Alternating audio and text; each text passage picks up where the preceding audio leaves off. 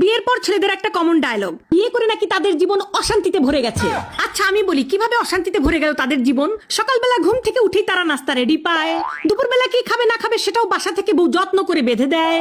তারপর সন্ধ্যার সময় যখন আপনারা কাজ শেষ করে বাড়িতে আসবেন, আপনারা যখন ফোন করে বলেন যে আমি আসতেছি, তখন আপনাদের জন্য আমরা ঘর বাড়ি সুন্দর করে পরিপাটি করে গুছিয়ে রাখি। কেন? মহারাজা আসবে।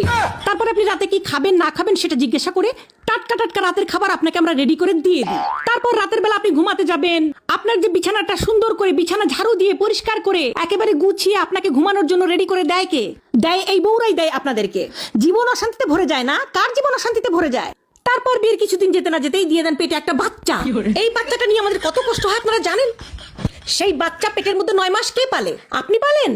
আপনারা তো খুব ফুর্তিতে বাচ্চাটা দিয়ে দিয়েছেন, কিন্তু সেই বাচ্চা আমরা পেটের মধ্যে 9 মাস পালি।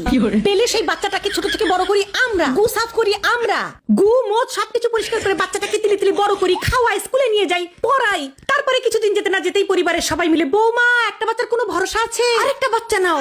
তারপরে আরেকটা বাচ্চা হয়, হয় আমাদের জীবন হয়ে যায় তেনা তেনা। তারপরে হচ্ছে ওই বাচ্চা পেটে আসে, বমি করি আমি, সিজারের কষ্ট ভোগ করি আমি, সবকিছু ভোগ করে মেয়েরা। আর ছেলেরা বলে কিনা তাদের জীবন বলে খুব বিষাক্ত হয়ে গেছে, তাদের জীবন নাকি নষ্ট হয়ে গেছে। তোমরা কি করো? ও এখন তো আবার খোটা দিবা? মানে আমরা কিছু বললেই পুরুষদের একটাই ডায়লগ, ও টাকা তো কামাই করা লাগে না। টাকা কামাই করলে বুঝতো কত কষ্ট, ঘরে বসে খাও তো টের পাও না। এই যে পুরুষরা শুনে রাখো, খবরদার টাকার খোটা দিবা না।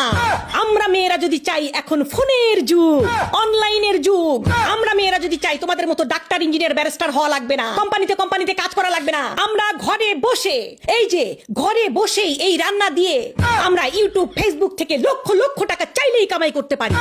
এত মনে করো ইয়ে নেওয়া ঠিক না, এত ভাব নিতে যাবা না, ঠিক আছে? জীবনে কোনোদিন কেউ আর বলবা না যে জীবন বিয়ে করে ঝালাফালা হয়ে গেছে। বিয়ের পরই তোমাদের জীবন শুধরায়, বিয়ের পরই তোমরা ভালো হও, বিয়ের পরই তোমরা সাশ্রয়ী হও। বুঝতে পেরেছো?